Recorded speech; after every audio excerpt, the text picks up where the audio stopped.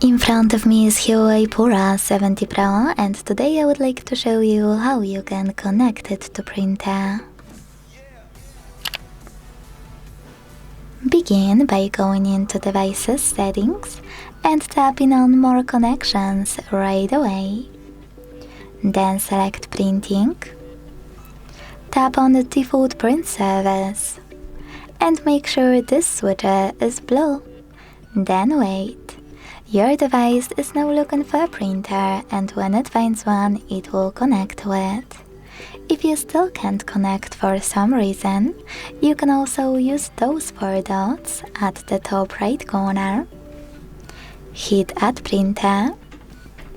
Tap on this plus, also at the top right corner, and input your host name or IP address. Then select Add to connect to your printer. Thanks so much for watching. If you enjoyed this video, leave a like, comment and subscribe. Bye!